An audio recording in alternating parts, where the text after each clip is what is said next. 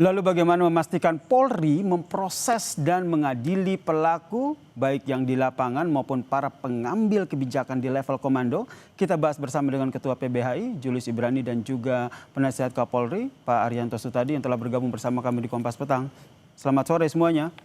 Selamat sore. Selamat sore. Saya ke Bang Julius dulu. 10 Ya. orang nih Bang ya, sekali lagi saya tekankan ini 10 orang tewas dalam rentetan demo yang terjadi. Apa yang menjadi catatan Anda terutama tindakan aparat sejauh ini? Ya, ini hal yang paling fundamental sekali ketika fungsi kepolisian yang namanya melakukan fungsi keamanan dalam negeri itu tidak didasari pada pendekatan hak asasi manusia. Jadi dia harus membedakan dahulu apakah kerumunan ini, apakah kelompok ini melakukan demonstrasi dalam konteks hak asasi manusia yang namanya the rights to peaceful assembly. Nah, ketika teman-teman mahasiswa ini, teman-teman penggiat kemanusiaan memang melakukan demonstrasi dengan damai, tidak ada pengerusakan, tidak menggunakan alat-alat yang dilarang dan segala macam, maka seketika pendekatan dari kepolisian itu harus menjaga mereka. Indikator sederhananya adalah memunggungi teman-teman yang sedang beraksi, bukan menghadapkan badannya, tidak menggunakan peralatan-peralatan seperti rantis, anti huru-hara dan yang lain segala macamnya. Jadi itu yang di lapangan kita lihat. Tapi dari tanggal 25, kemudian 26 dan 28 kemarin, memang kami melihat ada dinamika di lapangan. Ada beberapa kelompok di lapangan. Ada memang kelompok intel dari beberapa instansi dan kemudian ada kelompok yang memang kami lihat itu juga membawa alat-alat seperti batu, botol dan segala macam. Tetapi kelompok-kelompok mahasiswa dan masyarakat yang kemudian meninggal dunia ini berada pada kelompok yang peaceful assembly, yang penanganannya tidak boleh dipersamakan dengan mereka-mereka yang merusak dan merusuh. Nah, ini jadi menurut Anda penanganan penanganan polisi terhadap demo ini berlebihan? Ini yang ingin saya tanyakan juga ke Pak Arianto. Secara fundamental sudah salah, Yasir. Jadi ibaratnya ketika dia demonya adalah berbasis konsep hak asasi, dia dijagain. Ketika dia demonya rusuh, dia ditertibkan. Nah, ini demo damai, hak asasi, tetapi kemudian dia direpresi. Ini konsep yang salah. Itu yang pertama, Yasir. Yang kedua adalah kami juga melihat bahwa di sini ada kelemahan intelijen kita, intelijen kepolisian, untuk memilah-milah kelompok mana yang memang perusuh, yang membakar, merusak dan segala macam, yang merupakan intelijen dari negara juga, dan kelompok mana yang merupakan mahasiswa yang membela hak asasi manusia. Nah, dua titik kunci itu yang kemudian menyebabkan banyaknya teman-teman yang dipersamakan dengan para perusuh, ada yang dikriminalisasi, Del Pedro baru saja diumumkan, kemudian juga ada yang terkena tindakan represi hingga luka-luka dan bahkan meninggal dunia. Gitu. Menarik tadi yang disampaikan oleh Bang Julius ya, ada kelemahan intelijen sehingga tidak bisa memilah-milah mana yang benar-benar murni pendemo, mana yang benar-benar ada oknum ataupun yang menghasut. Ini yang ingin saya tanyakan kepada Arianto, betul demikian? Tapi jangan dibahas dulu ya, kita akan lanjutkan diskusi kita usai jeda berikut ini.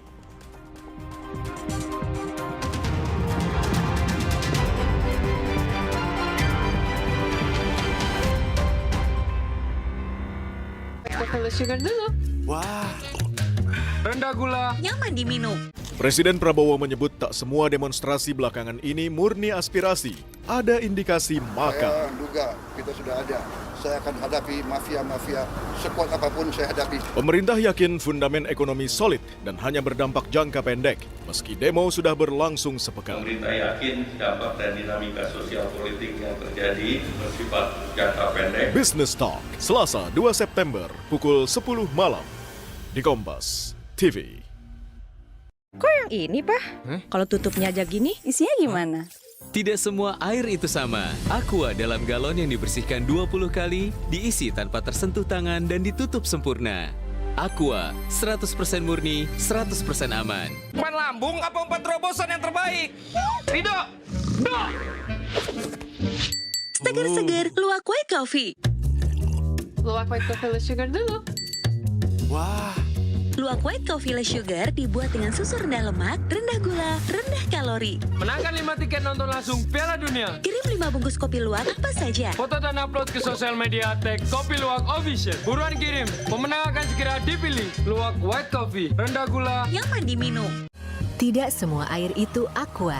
Yang dipilih dari sumber air di gunung terlindungi, disaring bertahun-tahun oleh lapisan bebatuan, dan kaya akan mineral alami yang seimbang. Sehingga aqua terasa dingin tanpa didinginkan. Mencari tahu mendengarkan lebih utuh dan mendalam, mempertanyakan rasa keadilan. Saya mau minta klarifikasi. Klarifikasi. Ini tanggung jawab saya. Bapak malu nggak sih? Jika saya dengar permintaan maaf yang benarkah backingnya para jenderal orang-orang menjadi korban? Kita mengingatkan penguasa, menghibur yang papa. Rosi. Berapa penghasilan sehari-hari, Pak? Kadang 20, kadang 10, 30 untuk menyukupinya, ngutang di tetangga. Udah pinjam kemana-mana, ke saudara juga nggak ada, dan akhirnya saya pinjam ke aplikasi pinjol itu, Pak. Sudah lama mereka memakan tabungan dan sekarang kan sudah mencari. Saya langsung ke Pak Rianto Sutadi. Tadi yang disampaikan, oke, sebelum itu kita akan kamparkan dulu informasi terkini. Ini adalah situasi terkini dari Polri yang melakukan patroli demi menjaga ketertiban wilayah, saudara. Kalau kita lihat memang patroli yang digelar ini tidak hanya hari ini, tapi beberapa hari yang lalu juga sudah dilakukan patroli, di mana Polri menggelar patroli di Jakarta dalam penguatan operasi keamanan dan ketertiban masyarakat pasca aksi perusakan yang dilakukan oleh demonstran, ataupun maksud kami perusakan yang terjadi di beberapa wilayah di tanah air, saudara.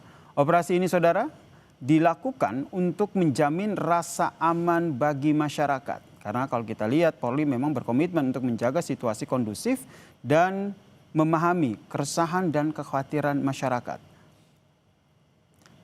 Diharapkan, saudara, dengan bertindak profesional dan sesuai prosedur hukum yang berlaku, serta tetap menjunjung tinggi hak asasi manusia. Patroli yang dilakukan ini, saudara, merupakan bentuk perlindungan untuk kedaulatan dan ketentraman masyarakat. Kami masih berbincang bersama dengan sejumlah narasumber yang telah bergabung. Saya ke Pak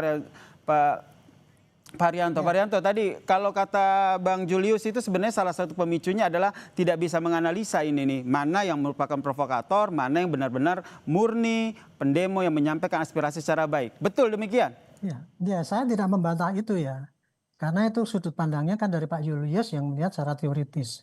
Saya hanya ingin menerangkan secara pengalaman saya dalam penanganan demo di lapangan. Secara teori ya, sejak tahun 98 dengan adanya itu penyampaian pendapat di muka umum itu, polisi itu sekarang dalam mengamankan demo itu di lapangan selalu berhadapan dengan 4 kelompok paling tidak. Kelompok pertama adalah pendemo yang murni, itu di mana polisi menghadapi kelompok itu harus melakukan perlindungan dan pengamanan sampai terakhir dia. Makanya ketika mereka akan mengadakan unjuk rasa pun mereka hanya bunyinya cuma memberitahu, bukan minta izin ya. Memberitahu itu maksudnya supaya polisi bisa menyiapkan pasukan berapa yang untuk mengamankan mereka. Tetapi kenyataannya di lapangan itu setiap ada unjuk rasa pasti ada kelompok yang lain juga. Yang kedua adalah kelompok penggembira yang melihat, ikut-ikut dan sebagainya. Tapi itu yang baik.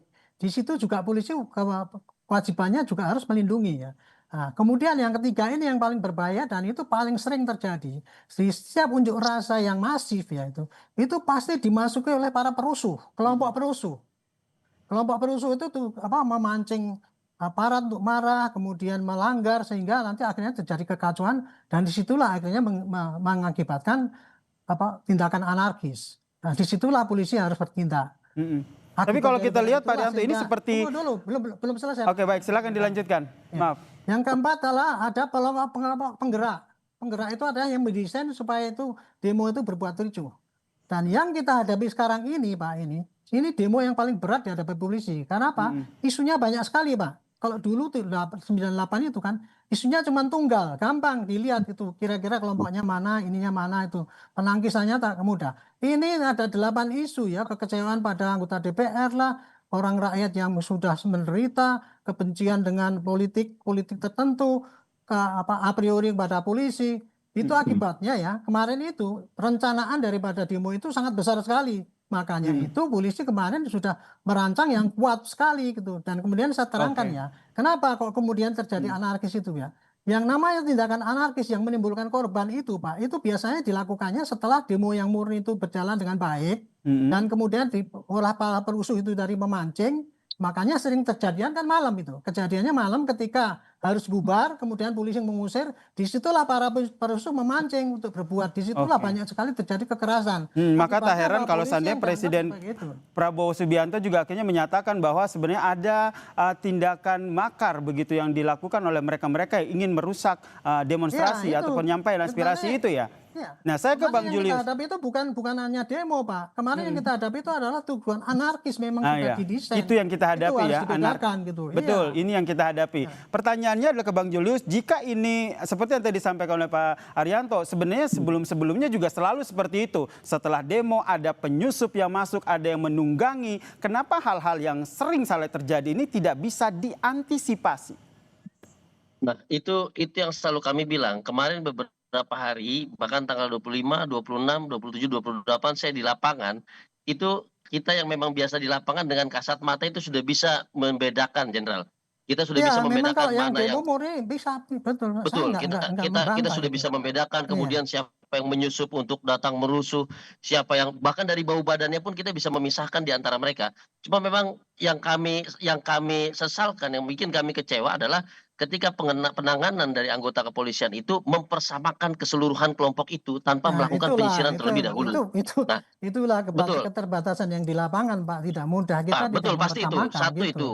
Dan kami pun di lapangan berkoordinasi, Jenderal. Itu satu. Yang kedua adalah padahal dalam beberapa konteks itu kami juga memberikan arahan. Kami lihat itu ada beberapa badan-badan kekar, kemudian berambut cepak segala macam, memprovokasi polisi dan segala macam. Lalu kami sampaikan bahwa itu adalah perusuh-perusuh yang bukan dari kita. Tapi tetap saja responnya sama terhadap semua perusahaan. Nah, ini yang saya katakan satu membaca eskalasi itu penting untuk membaca secara terukur dan terlebih lagi melakukan mapping terhadap kelompok-kelompok yang ada di dalam kerumunan masa unjuk rasa itu. Berarti Mas Julius melihat ini pola-pola yang dilakukan ini pola-pola baru atau sebenarnya pola-pola yang lama yang terulang lagi? Ini pola-pola yang lama ya, Sir. Ini pola-pola yang sama, pola-pola yang lama dari mulai demo tahun 2002, 2006, 2008 kenaikan BBM dan seterusnya, ini pola-pola yang sama gitu. Nah, itu yang pertama. Yang kedua adalah kami juga tidak melihat ada kepemimpinan di dalam mendinamisasi tim pengamanan di tubuh anggota kepolisian. Yang kami lihat itu betul-betul terpojok, kemudian dia melakukan hal yang defensif dan bahkan represif. Nah, terhadap semua orang tanpa batas, tanpa ada pembedaan. Tahan sampai di situ dulu ya. Saya ingin minta tanggapan dari Pak Arianto. Ya, itulah seperti itu tadi, Pak. Sekarang yang meninggal kan, bayangkan, Pak, dalam perencanaan demo itu, ajakan yang diajukan seperti oleh penggerak itu ya. Mari kita turun ke lapangan, kita bakar DPR, intelijen gitu kita bunuh, gitu kan ada kayak gitu bunyinya.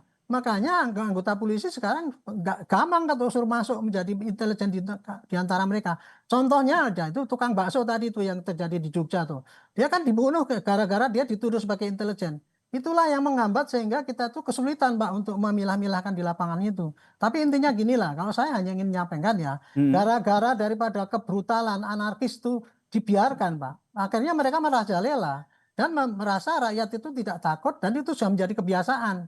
Makanya saya kemarin terima kasih itu Pak Prabowo dengan mengatakan bahwa beliau perintahnya ada dua itu. Para pendemo silakan menyampaikan pendapat dengan damai, tertib, damai. Dan kemudian kepada anarkis jangan dikasih kesempatan, tindak tegas gitu. Tapi kan kemudian dipelesetkan seakan-akan kita memberangus kebebasan. Itu yang harus diluruskan di lapangan. Jadi anarkisme ini karena udah terlalu terbiasa gitu ya, terbiarkan. Seperti kemarin hari pertama, hari kedua itu kan polisi kan terlalu pasif itu. Akhirnya apa? Kita diserang habis-habisan. Karena kalau waktu itu kita responsif ya, kita mesti timbul martir itu. Lebih parah lagi itu kejadian kemarin. Akibat daripada ada musibah, adanya ojol yang meninggal itu. Jadi kemarin hari pertama kita pasif, tapi kemudian setelah Pak Prabowo memerintahkan itu harus tegas, kemudian kan ada patroli gabungan. Alhamdulillah itu kemarin tuh apa yang didesain oleh si provokator untuk menghancurkan negara ini, kemarin tuh targetnya pasti gitu, Pak.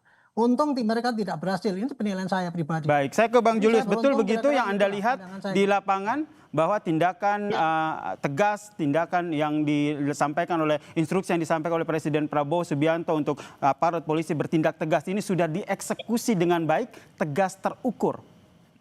Iya, ini yang tidak kami lihat di lapangan ya, Sir.